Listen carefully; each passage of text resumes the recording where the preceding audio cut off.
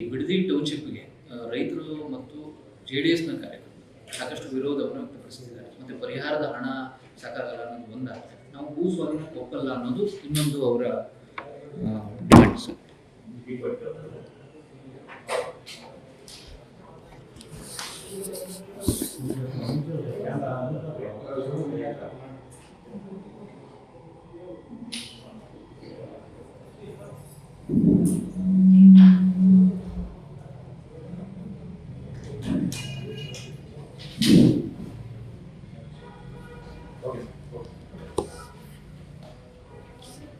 Bidadi integrated township ಏನು land acquisition ಆಗ್ತಾ ಇದೆ, ಇದು ನಮ್ಮ ಸರ್ಕಾರದ ಯೋಜನೆ ಅಲ್ಲ. ಇದು ಹಿಂದೆ ಮಾನ್ಯ ಕುಮಾರಸ್ವಾಮಿ ಅವರು ಮುಖ್ಯಮಂತ್ರಿ ಆಗಿದ್ದಂಥ ಸಂದರ್ಭದಲ್ಲಿ ಬಿಡದಿ ಟೌನ್ಶಿಪ್ ಮಾಡಬೇಕು ಅಂಥೇಳಿ ಕಾರ್ಯಕ್ರಮವನ್ನು ರೂಪಿಸಿದ್ರು. ಸೊ ಹಾಗಾಗಿ ಬಹಳ ವರ್ಷಗಳಿಂದ ಯಾವುದೇ ಜಮೀನು ಬೇರೆಯವರು ಭೂ ಪರಿವರ್ತನೆ ಮಾಡಿಕೊಳ್ಳಿಕ್ಕೂ ಸಾಧ್ಯ ಆಗ್ತಾ ಇರಲಿಲ್ಲ. ಸುಮಾರು ಆಲ್ಮೋಸ್ಟ್ 15 ವರ್ಷಗಳಿಂದ ಅವ್ರಿಗೆ ಸಮಸ್ಯೆ ಇತ್ತು. ಸೊ ಹಾಗಾಗಿ ಒಂದು ತೀರ್ಮಾನ ಮಾಡಬೇಕು ಅಂಥೇಳಿ ಇವತ್ತು ಅವ್ರೇನು ಮಾಡಿದ್ರು ಆ ಟೌನ್ಶಿಪ್ಪನ್ನು ಮಾಡಬೇಕು ಅಂಥೇಳಿ ಟೌನ್ಶಿಪ್ಪನ್ನು ಮುಂದುವರಿಸಿದ್ದೇವೆ. ಈಗಾಗಲೇ ಉಪಮುಖ್ಯಮಂತ್ರಿಗಳು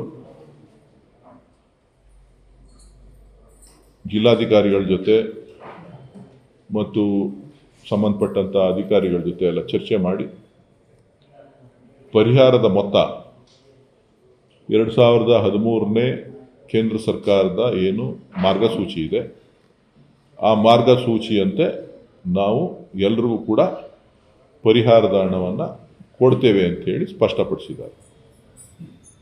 ಇದರಲ್ಲಿ ಯಾರಿಗೆ ಕೆಲವರಿಗೆ ಅನ್ಯಾಯ ಆಗ್ತದೆ ಅಂಥವರು ಕೆಲವು ಜಮೀನುಗಳು ಬೆಲೆ ಮೌಲ್ಯ ಕಡಿಮೆ ಇರೋದ್ರಿಂದ ಕನಿಷ್ಠ 1.5 ಕೋಟಿ ಹಣ 1 ಎಕರೆಗೆ ಸಿಗೋ ರೀತಿ ನಾವು ಜಿಲ್ಲಾಧಿಕಾರಿಗಳಿಗೆ ಮತ್ತು ಸರ್ಕಾರಕ್ಕೆ ನಾವು ಪರಿಶೀಲನೆ ಮಾಡಿ ಅದನ್ನು ಕೊಡೋ ರೀತಿಯಲ್ಲಿ ಮಾಡ್ತೇವೆ ಅಂತ ಹೇಳಿದ್ದಾರೆ. ನಮ್ಮ ಮುಖ್ಯ ಉದ್ದೇಶ ಹಣ ಕೊಡೋದಲ್ಲ, ರೈತರನ್ನು ಕೂಡ ಇದರಲ್ಲಿ ಪಾಲುದಾರರನ್ನಾಗಿ ಮಾಡ್ಕೊಳ್ತಕ್ಕಂಥದ್ದು. ನಾವು ಯಾರಿಗೂ ಹಣ ತಗೊಳ್ಳಿ ಅಂತ ಹೇಳ್ತಾ ಇಲ್ಲ. ಲ್ಯಾಂಡ್ ಶೇರಿಂಗ್ ಏನು ಬೇಸಿಸ್ ಇದೆ, ಇವತ್ತು ಶಿವರಾಮ್ ಕಾರಂತ್ ಲೆವೆಲಲ್ಲಿರ್ಬೋದು, ಬೇರೆ ಕಡೆ ಏನೋ ಇದೆ, ಅದಕ್ಕಿಂತ ಹೆಚ್ಚಿನ ರೀತಿಯಲ್ಲಿ ಲ್ಯಾಂಡ್ ಶೇರಿಂಗಲ್ಲಿ ತೆಗೆದುಕೊಂಡ್ರೆ ಅವ್ರಿಗೆ ಅನುಕೂಲ ಆಗುತ್ತೆ ಅನ್ನೋವಂಥ ಉದ್ದೇಶದಿಂದ ಲ್ಯಾಂಡ್ ಶೇರಿಂಗಲ್ಲಿ ತಗೊಳ್ಳಿ, ನಿಮ್ಗೆ ಅನುಕೂಲ ಆಗುತ್ತೆ ಅನ್ನೋದನ್ನು ತಿಳಿಸಿದ್ದೇವೆ. ಜೊತೆಗೆ ಅವ್ರಿಗೆ ಏನು ವ್ಯವಸಾಯ ಮಾಡ್ತಾ ಇದ್ದಾರೆ, ತೋಟಗಳಿದೆ, ಬೇರೆ ಬೇರೆ ವೃತ್ತಿಗಳನ್ನು ಮಾಡ್ತಾ ಇದ್ದಾರೆ, ಕೂಲಿ ಮಾಡ್ತಾ ಇದ್ದಾರೆ, ಅವರೆಲ್ಲರಿಗೂ ಕೂಡ ಒಂದು ರಿಹ್ಯಾಬಿಟೇಷನ್ ಪ್ಯಾಕೇಜನ್ನು ಕೂಡ ಮಾನ್ಯ ಉಪಮುಖ್ಯಮಂತ್ರಿಗಳು ಘೋಷಣೆಯನ್ನು ಮಾಡಿದ್ದಾರೆ. ಇದರಲ್ಲಿ ಜನತಾದಳದವರು ಕೆಲವರು ಬೇಕು ಅಂತ ಹೇಳಿ ರಾಜಕಾರಣ ಮಾಡ್ತಾ ಇದ್ದಾರೆ. ನನಗೆ ಗೊತ್ತಿರೋ ಹಾಗೆ ಬಹುತೇಕ ಜನರು ಇದಕ್ಕೆ ಸಹಮತಿಯನ್ನು ವ್ಯಕ್ತಪಡಿಸಿದ್ದಾರೆ. ಸ್ಮೂತಾಗಿ ನಡೀತಾ ಇದೆ. ರಾಜಕಾರಣಕ್ಕೆ ರಾಜಕೀಯವಾಗಿ ಉತ್ತರವನ್ನು ಕೊಡ್ತೇವೆ. ನಿನ್ನೆ ಪ್ರತಿಭಟನೆಯಲ್ಲಿ ಕುಮಾರಸ್ವಾಮಿ ಅವರು ಭಾಗಿಯಾದರು, ನಿಖಿಲ್ ಕುಮಾರಸ್ವಾಮಿ ಅವರು ಭಾಗಿಯಾದರು.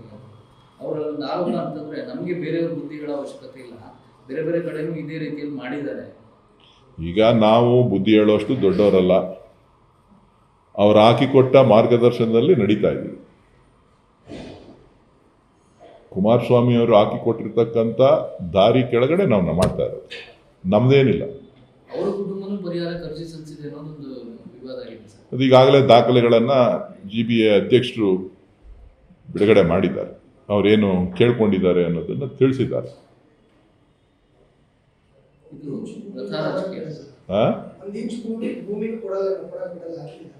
ಮಾಧ್ಯಮದವ್ರು ಸಹಕಾರ ಕೋರ್ತೀನಿ. ಒಂದೊಳ್ಳೆ ಟೌನ್ಶಿಪ್ ಮಾಡಬೇಕು, ಬೆಂಗಳೂರಿನ ಮೇಲೆ ಒತ್ತಡ ಕಡಿಮೆ ಮಾಡಬೇಕು, ಅದಕ್ಕೆ ನಿಮ್ಮ ಸಹಕಾರ ಇರಲಿ.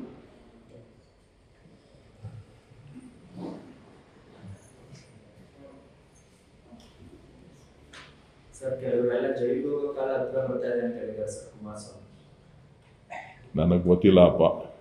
ಕುಮಾರಸ್ವಾಮಿ ಅವರು ಕೇಂದ್ರದ ಮಂತ್ರಿಗಳು, ಅವ್ರಿಗೇನೇನು ಮಾಹಿತಿ ಇದೆಯೋ ಅವ್ರಿಗೆ ಗೊತ್ತಿದೆ. ಕಾದ್ ನೋಡೋಣ. ಸಮೀಕ್ಷೆ ಇನ್ನೂ ಗೊಂದಲಮಯವಾಗಿದೆ. ಸಮೀಕ್ಷೆ ಗೊಂದಲಮಯವಾಗಿಲ್ಲ, ಗೊಂದಲ ಮಾಡ್ಕೊಳ್ತಾ ಇದ್ದಾರೆ. ಇದರಲ್ಲಿ ಸ್ಪಷ್ಟವಾಗಿದೆ. ಆರ್ಥಿಕ ಮತ್ತು ಸಾಮಾಜಿಕ ಶಿಕ್ಷಣ ಸಮೀಕ್ಷೆಯನ್ನು ಮಾಡ್ತಾ ಇದ್ದಾರೆ. ಇದರಲ್ಲಿ ನಾನು ಕೂಡ ನಿನ್ನೆ ಒಂದು ಸಭೆಯನ್ನು ಕನಕಪುರದಲ್ಲಿ ನಾನು ಕೂಡ ಎಲ್ಲ ನಮ್ಮ ಸ್ಥಳೀಯ ಮುಖಂಡರುಗಳು ಎಲ್ಲ ಜಾತಿ ಎಲ್ಲ ಧರ್ಮದವ್ರನ್ನೂ ಕೂಡ ಮುಖಂಡರುಗಳನ್ನು ಕೂಡ ಸಭೆ ಕರೆದಿದ್ದೆ. ನಾನು ಅವರಿಗೆ ಕರೆಯನ್ನು ಕೊಟ್ಟಿದ್ದೇನೆ. ಎಲ್ಲರನ್ನೂ ಕೂಡ ಇದರಲ್ಲಿ ಪಾಲ್ಗೊಂಡು ಈ ಸಮೀಕ್ಷೆನಲ್ಲಿ ನಾಳೆ ಯಾವುದೇ ರೀತಿಯಾಗಿ ನಮ್ಮ ಹೆಸರು ಬಿಟ್ಟೋಯ್ತು ಮತ್ತೊಂದಾಯಿತು ಅನ್ನೋದ್ರ ಬಗ್ಗೆ ಯಾವುದೇ ಸಮಸ್ಯೆ ಆಗದೆ ಇರೋ ರೀತಿ ನೀವು ನೋಡ್ಕೊಳ್ಳಿ ಅಂತ ಹೇಳಿ ಕರೆಯನ್ನು ಕೊಟ್ಟಿದ್ದೇನೆ. ನಾನು ತಮ್ಮ ಮುಖಾಂತರ ಎಲ್ರಿಗೂ ಮನವಿ ಮಾಡ್ತಕ್ಕಂಥದ್ದು, ಇದು ಮುಂದಿನ ಭವಿಷ್ಯಕ್ಕೆ ಒಳ್ಳೆಯದು. ಸೊ ಇವತ್ತೇನು ಸಮೀಕ್ಷೆ ನಡೀತಾ ಇದೆ, ಸಿಕ್ತವ್ರಿಗೆ ಎಲ್ಲನೂ ಸಿಗಬಾರ್ದು. ರಿಸರ್ವೇಷನ್ನು ಸಿಕ್ತವ್ರಿಗೆ ಎಲ್ರಿಗೂ ಸಿಗಬಾರ್ದು, ಬೇರೆಯವ್ರಿಗೂ ಕೂಡ ಸಿಗಬೇಕು. ಯಾರಿಗೆ ಸಿಕ್ಕಿಲ್ಲ ಅಂಥವ್ರಿಗೆ ಈ ರಿಸರ್ವೇಷನ್ಗಳು ಸಿಗಬೇಕು ಅಂತ ಅಂದಾಗ ಇಂತಹ ಸಮೀಕ್ಷೆಗಳು ಬಹಳ ಪ್ರಮುಖ ಪಾತ್ರವನ್ನು ವಹಿಸ್ತದೆ. ಸೊ ಹಾಗಾಗಿ ಗ್ರಾಮೀಣ ಪ್ರದೇಶದಲ್ಲಿರ್ಬೋದು, ನಗರ ಪ್ರದೇಶದಲ್ಲಿರ್ಬೋದು, ಎಲ್ಲರೂ ಕೂಡ ಇದರಲ್ಲಿ ಭಾಗವಹಿಸಿ ಈ ಒಂದು ಸಮೀಕ್ಷೆಯಲ್ಲಿ ಬೇಕಾದಂಥ ಮಾಹಿತಿಯನ್ನು ಹಂಚ್ಕೊಳ್ತಕ್ಕಂಥದ್ದು ಒಳ್ಳೆಯದು ಅಂತ ಹೇಳಿ ನಾನು ಭಾವಿಸಿದ್ದೇನೆ. ಸಮೀಕ್ಷೆಯಲ್ಲಿ ಮಾಹಿತಿ ಕೊಡೋದು ಕಡ್ಡಾಯ ಅಲ್ಲ ಅಂತ ಆಯೋಗ ಕೂಡ ಅಫಿಡವಿಟ್ ಆಗಿದೆ. ಈ ರೀತಿ ಕಡ್ಡಾಯ ಅಲ್ಲ ಅಂತ ಸರಿಯಾದ ನಂಬರ್ ಬರೋದಕ್ಕೆ ಸಾಧ್ಯನಾ? ಕಡ್ಡಾಯ ಅಲ್ಲ ಅಂತಲ್ಲ, ಎಲ್ಲ ವಿಚಾರಗಳಲ್ಲೂ ಕೂಡ ಹೇಳೋ ಅಂತ ಅವಶ್ಯಕತೆ ಇಲ್ಲ ಅಂತಲ್ಲ. ಅಲ್ಲಿ ಸುಮಾರು 60 ಪ್ರಶ್ನೆಗಳನ್ನು ಕೇಳ್ತಾ ಇದ್ದಾರೆ. 60 ಪ್ರಶ್ನೆಗಳಿಗೂ ಕೂಡ ಉತ್ತರ ಎಲ್ಲದಕ್ಕೂ ಕೊಡಬೇಕು ಅಂತೇಳಿ ಬಹಳ ಪ್ರಮುಖವಾಗಿರ್ತಕ್ಕಂಥ ಕೆಲವೊಂದು ಪ್ರಶ್ನೆಗಳಿಗೆ ಮಾಹಿತಿಯನ್ನು ಏನು ಅವಶ್ಯಕತೆ ಇರ್ತಕ್ಕಂಥದ್ದನ್ನು ಕೊಟ್ಟರೆ ಸಾಕು. ಇನ್ಮಿಕ್ಕಿದ ಅವಶ್ಯಕತೆ ಇಲ್ಲದೆ ಇರೋದನ್ನ ಅವರಿಗೆ ಮನಸ್ಸಿಗೆ ನೋವಾಗ್ತಕ್ಕಂಥದ್ದು, ಅದು ಸಮಂಜಸ ಅಲ್ಲ ಅಂತಕ್ಕಂಥದ್ದು, ಬೇರೆನವರು ಡಿಸ್ಕ್ಲೋಸ್ ಮಾಡ್ಕೊಳಕ್ ಆಗಲ್ಲ ಅಂತಕ್ಕಂಥದ್ದನ್ನ ಅದನ್ನ ಕೊಡ್ಲಿಲ್ಲ ಅಂದ್ರೆ ಏನು ಅವಶ್ಯಕತೆ ಇಲ್ಲ. ನಾಸ್ತಿಕ ಮತ್ತೆ ಆಸ್ತಿಕ ಪ್ರಶ್ನೆಗಳಿದ್ದಾವೆ. ನಿಮ್ಮ ತಿಂಗಳ ಸಂಬಳ ಎಷ್ಟು ಇದೆ, ಆ ರೀತಿ ಚಿನ್ನ ಬೆಳ್ಳಿ ಎಷ್ಟು ಈಗ ಸ್ವಲ್ಪ ತಿಂಗಳಲ್ಲಿ ಎಲ್ಲ ಸಮೀಕ್ಷೆಗಳಲ್ಲೂ ಕೂಡ ಒಂದೊಂದು ಪ್ರಶ್ನೆಗಳು ಬರ್ತದೆ. ಅದನ್ನ ಯಾಕೆ ಕೇಳ್ತಾರೆ ಅಂತ ನೀವು ಬಲ್ಲಿದ್ದೀರಾ ಬಡವರ ಅಂತ ತಿಳ್ಕೊಳ್ಳೋದಕ್ಕೆ. ಸೊ ಎಷ್ಟೋ ಜನರಿಗೆ ಚಿನ್ನ ಬೆಳ್ಳಿ ಕನಸಿನ ಮಾತು, ಯಾರು ಹೇಳಿ? ಎಷ್ಟೋ ಜನರಿಗೆ ಚಿನ್ನ ಅಂತಕ್ಕಂಥದ್ದು ಕನಸಿನ ಮಾತು. ಇದ್ರ ಬಗ್ಗೆ ಯೋಚನೆ ಮಾಡೋರು ಯಾರು? ಚಿನ್ನ ಇಟ್ಟಿರೋರು, ಬೆಳ್ಳಿ ಇಟ್ಟಿರೋರು. ಚಿನ್ನ ಹಿಡ್ದೇ ಇರೋರು ಯಾಕೆ ಯೋಚನೆ ಮಾಡ್ತಾರೆ? ಅಯ್ಯೋ ನನ್ನ ಹತ್ರ ಏನಿಲ್ಲ ಕಣಪ್ಪ, ಏನು ಬೇಕಾದ್ರೆ ಬರ್ಕೊ ಹೋಗು ಅಂತಾರೆ. ಹೌದಾ ಅಲ್ವಾ? ಇಟ್ಟಿರೋರು ಯೋಚನೆ ಮಾಡ್ತಾ ಇದ್ದಾರೆ ಹೊರತು ಹಿಡ್ದೇ ಇರೋರು ಇದ್ರ ಬಗ್ಗೆ ಯೋಚನೆ ಮಾಡ್ತಾ ಇಲ್ಲ. ನಾವು ಗಮನಿಸ್ತಾ ಇರೋದು, ನಮ್ಮ ಸರ್ಕಾರ ಗಮನಿಸ್ತಾ ಇರೋದು, ಯಾರಿಗೆ ನಿಜವಾಗ್ಲೂ ಏನು ಇಲ್ಲ ಅಂಥವರನ್ನ ಮೇಲೆತ್ತಲಿಕ್ಕೆ ಯಾವ ರೀತಿಯ ಕಾರ್ಯಕ್ರಮಗಳನ್ನು ಕಾಂಗ್ರೆಸ್ ಸರ್ಕಾರ ಕೊಡಬೇಕು ಅನ್ನೋಂಥ ಚಿಂತನೆಯನ್ನ ಇಟ್ಕೊಂಡಿದೆ. ಅಶೋಕ್ ಅವರು ಸ್ವಲ್ಪ ಹೇಳ್ತೀನಿ ಕೇಳ್ರಿ, ಇಲ್ಲಿ ಜಾತಿ ಗಣತಿನ ವಿರೋಧ ಮಾಡ್ತಾ ಇದ್ದಾರೆ. ಇದು ಜಾತಿ ಗಣತಿ ಅಲ್ಲ. ಕೇಂದ್ರ ಸರ್ಕಾರ ಕೂಡ ಘೋಷಣೆ ಮಾಡಿದ್ದೆ ಆರ್ಥಿಕ ಸಮೀಕ್ಷೆಯನ್ನು ನಾವು ಮಾಡ್ತೇವೆ ಅಂತ ಹೇಳಿ. ಅವರು ಜಾತಿ ಗಣತಿನೇ ಅನ್ನೋದಾದ್ರೆ ಅವರು ಒಂದು ಕರೆಯನ್ನ ಕೊಡಲಿ. ಅವರಿರ್ಬೋದು, ಸಿ ಟಿ ರವಿ ಇರ್ಬೋದು, ನಾರಾಯಣ ಸ್ವಾಮಿ ಅವರಿರ್ಬೋದು, ಯಾರ್ಯಾರು BJP JDS ನಾಯಕರುಗಳು, ನಾವು ಹಿಂದೂ, ಜಾತಿ ಯಾವುದು ಹಿಂದೂ, ಅದನ್ನ ಬಿಟ್ಟು ಬೇರೇನು ಹೇಳೋದು ಬೇಡ. ಕರೆ ಕೊಡ್ಲಿ ಅವ್ರು, BJPಯ ಕಾರ್ಯಕರ್ತರಿಗೆ ಅವ್ರು ಕರೆ ಕೊಡ್ಲಿ. ನಾವು ಅವರು ಸಮಾನವಾಗಿ BJPಯ ಆಡಳಿತ, ಅವರು ಸಮಾನವಾಗಿ ಎಲ್ಲರನ್ನೂ ಕೂಡ ಎಲ್ಲ ಧರ್ಮದವ್ರನ್ನು ಎಲ್ಲ ಜಾತಿಯವ್ರನ್ನು ಸಮಾನವಾಗಿ ನಾವು ಪರಿಶೀಲನೆ ಮಾಡ್ತಾ ಇದ್ದೇವೆ, ನಾವೆಲ್ಲರನ್ನೂ ಜೊತೆಲೇ ತಗೊಂಡು ಹೋಗ್ತಾ ಇದ್ದೇವೆ ಅಂತಕ್ಕಂಥದ್ದು ಏನಾದ್ರು ಅವರಲ್ಲಿ ಭಾವನೆ ಇತ್ತು ಅಂತಂದ್ರೆ, ಅವರ ಪಕ್ಷ ಹೇಳ್ತದೆ ಅನ್ನೋದಾದ್ರೆ ಹಿಂದೂ ಅಂತಾನೆ ಬರ್ಸ್ಲಿಕ್ಕೆ ಹೇಳಿ, ಒತ್ತಾಯ ಮಾಡಲಿ, ಕ್ಯಾಂಪೇನ್ ಮಾಡಲಿ. ಏನಂತ? ಹಿಂದೂ ನಾವೆಲ್ಲ ಒಂದು ಅನ್ನೋದನ್ನ ಹೇಳಿ. ಅಲ್ಲ, ನನಗೆ ಗೊತ್ತಿಲ್ಲ. ಸ್ವಲ್ಪ ನಾವು ಜಾತಿ ಹೊಡಿತಾ ಇದ್ದೀವಿ, ಧರ್ಮ ಹೊಡಿತಾ ಇದ್ದೀವಿ ಅಂತ ಪದೇ ಪದೇ ಆರೋಪ ಮಾಡ್ತಾರಲ್ಲ. ನಾವು ಭಾರತೀಯರು, ಹಿಂದೂಗಳು ಅಂತ ಹೇಳಿ ಅವರು ಕಾರ್ಯಕರ್ತರುಗಳಿಗೆ, ಅವ್ರ ಶಾಸಕರುಗಳಿಗೆ, ಅವರಿಗೆ ಮುಖಂಡರುಗಳಿಗೆ ಎಲ್ರಿಗೂ ಕೂಡ ಕರೆ ಕೊಡ್ಲಿ, ಕ್ಯಾಂಪೇನ್ ರನ್ ಮಾಡ್ಲಿ. ಅವರು ಹಳ್ಳಿಗೆ ಹೋಗಿ ಹೇಳಿ ನಾವು ಹಿಂದೂಗಳು ಅಂತ ಬಿಟ್ಟು ಬೇರೆ ಏನು ಬರ್ಸೋದಿಲ್ಲ ಅಂತ ಹೇಳ್ಬಿಟ್ಟು ಅಲ್ಲಿಗೆ ಮುಗೀತಲ್ಲ. ನಾವೆಲ್ಲ ಒಂದು. ಜಾತಿ ಎಲ್ಲಿ ಬಂತು?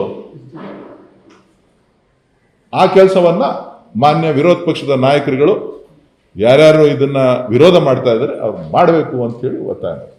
ಒಂದು ಕಡೆ ಸರ್ವೆ ನಿಗದಿತ ಮಟ್ಟಿಗೆ ಚುರುಕು ಪಡಿತಾ ಇದೆ, ಇನ್ನೊಂದು ಕಡೆ ಒಕ್ಕಲಿಗ ಸಮುದಾಯ ಮತ್ತು ಲಿಂಗಾಯತ ಸಮುದಾಯ ಸಮೀಕ್ಷೆ ಕಾಲಾವಕಾಶ ಮುಂದೂಡಿ ಅಂತ ಹೇಳ್ತಾರೆ. ನೋಡಿ ಸ್ವಲ್ಪ ಹೇಳ್ತೀನಿ ಕೇಳಿ. ಯಾವುದೇ ಇದರಲ್ಲೂ ಕೂಡ ಸಮೀಕ್ಷೆ ಮಾಡಬೇಕು ಅಂತ ಅಂದಾಗ ಒಂದಷ್ಟು ಮೊಬೈಲ್ನಲ್ಲಿ ಆ್ಯಪ್ ಮುಖಾಂತರ ಮಾಡ್ತಾ ಇದ್ದಾರೆ. ಸೊ ಡೇಟಾ ಎಂಟ್ರಿ ಮಾಡೋದು ಪ್ರಾಕ್ಟೀಸ್ ಆಗಬೇಕು. ಸೊ ಈಗ ಸ್ಪೀಡಪ್ ಆಗಿದೆ. ಸೊ ಖಂಡಿತ ನಿಗದಿತ ಸಮಯಕ್ಕೆ ಗ್ರಾಮಾಂತರ ಪ್ರದೇಶದಲ್ಲಿ 100% ಮುಗೀತದೆ. ನಗರ ಪ್ರದೇಶದಲ್ಲಿ ಒಂದಷ್ಟು ದಿನ ವಿಳಂಬ ಆಗ್ಬೋದು. ನಾನು ಹೇಳ್ತಾ ಇದ್ದೀನಿ ಕೇಳಿ, ನನ್ನ ಪ್ರಕಾರ, ನನಗೆ ಇರೋವಂಥ ಒಂದು ಸಣ್ಣ ಅನುಭವದ ಪ್ರಕಾರ ಗ್ರಾಮೀಣ ಪ್ರದೇಶದಲ್ಲಿ ಬಹುತೇಕ ಆ ಟೈಮ್ ಒಳಗಡೆ ಸಂಪೂರ್ಣವಾಗಿ ಮುಗೀತದೆ ಗ್ರಾಮೀಣ ಪ್ರದೇಶದಲ್ಲಿ. ನಗರ ಪ್ರದೇಶಕ್ಕೆ ಇನ್ನೊಂದಷ್ಟು ಹೆಚ್ಚು ಕಾಲಾವಕಾಶ ಬೇಕಾಗ್ಬೋದು. ಅದು ಸರ್ಕಾರ ತೀರ್ಮಾನ ಮಾಡ್ತದೆ, ಅದು ಆಯೋಗ ತೀರ್ಮಾನ ಮಾಡ್ತದೆ. ಸರ್, ರಸ್ತೆ ಗುಂಡಿಯೆಲ್ಲ ಕಳೆದ 2 ದಿನಗಳಿಂದ ಮುಚ್ಚಿದ್ದಾರೆ ಸರ್. ಬಟ್ ಇವೊಂದು ಬಿಜೆಪಿ ಮತ್ತು JDS I love potholes ಅಂತೇಳಿ ಡಿ ಕೆ ಶಿವಕುಮಾರ್ ಅವರು ಪೋಸ್ಟರ್ ರಿಲೀಸ್ ಮಾಡಿದ್ದಾರೆ. ಐ ಲವ್ PM ರೋಡ್ ಪಾಟ್ ಹೋಲ್ಸ್ನು ಇವತ್ತು ರಿಲೀಸ್ ಮಾಡೋಕ್ಕೆ ಹೇಳಿದ್ದೀನಿ. ಇವತ್ತು ಟ್ಯಾಗ್ ಆಗಿರಬೇಕು ನೋಡಿ, ಪ್ರಧಾನಮಂತ್ರಿಗಳ ರಸ್ತೆ ಇದೆ, ರಸ್ತೆ ಮನೆ ಮುಂದೆ ರಸ್ತೆ ಗುಂಡಿಗಳು ಏನಿದೆಯಲ್ಲ ಅದನ್ನು ಕೂಡ ರಿಲೀಸ್ ಮಾಡಿದ್ದೀವಿ ನೋಡಿ. ಎಲ್ಲಿ? ಡೆಲ್ಲಿ. ಟ್ಯಾಗ್ ಮಾಡೋಕ್ಕೆ ಹೇಳಿದ್ದೀನಿ. ನಾನು ನೋಡಿದ್ದೀನಿ, DCM ಅವ್ರು ಒಬ್ಬರೇ ಅಲ್ಲ, ನಾನು ನೋಡಿದ್ದೀನಿ. ಹಂಗಲ್ಲ, ಮಳೆ ಹುಯ್ದಂಥ ಸಂದರ್ಭದಲ್ಲಿ ಆಗೋದು ಸಹಜ. ಇವರು ಉತ್ತಮವಾದಂಥ ಗುಣಮಟ್ಟದ ರಸ್ತೆಗಳನ್ನು BJP ಸರ್ಕಾರದವರು ಹಾಕಿದ್ದಿದ್ರೆ ಈ ಸಮಸ್ಯೆಗಳು ಬರ್ತಾ ಇರಲಿಲ್ಲ. ಈಗ ನಮ್ಮಲ್ಲೆಲ್ಲ ಹಳ್ಳಿಗಳ ಕಡೆ ಎಲ್ಲ ಮಾಡ್ತಾರೆ, 5 ವರ್ಷ, 7 ವರ್ಷ, 8 ವರ್ಷ ರಸ್ತೆಗಳಿರ್ತವೆ.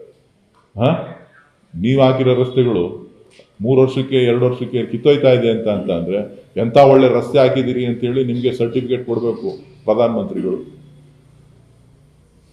ನೀವು ಮಾಡಿರೋ ರಸ್ತೆಗಳ ಗುಣಮಟ್ಟದ ಪರಿಶೀಲನೆ ಆಗಬೇಕು. ಸೊ ಹಾಗಾಗಿ ಒಬ್ಬರ ಮೇಲೆ ಒಬ್ಬರು ಆರೋಪ ಮಾಡ್ತಕ್ಕಂಥದ್ದೆಲ್ಲ, ಮಳೆ ನಿಂತ ಮೇಲೆ ಸಂಪೂರ್ಣವಾಗಿ ಮೇಜರ್ ರಸ್ತೆಗಳೇನಿದೆ ಆ ಎಲ್ಲವನ್ನು ಕೂಡ ಮಾನ್ಯ ಮುಖ್ಯಮಂತ್ರಿಗಳ ನಿರ್ದೇಶನದಂತೆ ಉಪಮುಖ್ಯಮಂತ್ರಿಗಳು ಮತ್ತು ಎಲ್ಲರೂ ಸೇರಿ ಕಂಪ್ಲೀಟ್ ರಸ್ತೆಗಳನ್ನು ಮಾಡ್ತಾರೆ. ಉತ್ತರ ಕರ್ನಾಟಕ ಭಾಗದಲ್ಲಿ ಅತಿವೃಷ್ಟಿಯಿಂದ ಈಗ ಪ್ರವಾಹ ಹೆಚ್ಚಾಗ್ತಾ ಇದೆ, ಜನಜಾನುವಾರುಗಳಿಗೂ ಸಂಕಷ್ಟ. ಸಾಕು ಬಿಡು, ಅದೆಲ್ಲ ಮಾತಾಡೋಣ. ಅದೆಲ್ಲ ನನಗೆ ಗೊತ್ತಿಲ್ಲ, ನನ್ನ ಗುತ್ತಿಗೆ ತರೋದೆಲ್ಲ ಗೊತ್ತಿಲ್ಲ ನನಗೆ. ಬಿಡ್ರಿ, ಸಾಕು ಸಾಕು ಸಾಕು.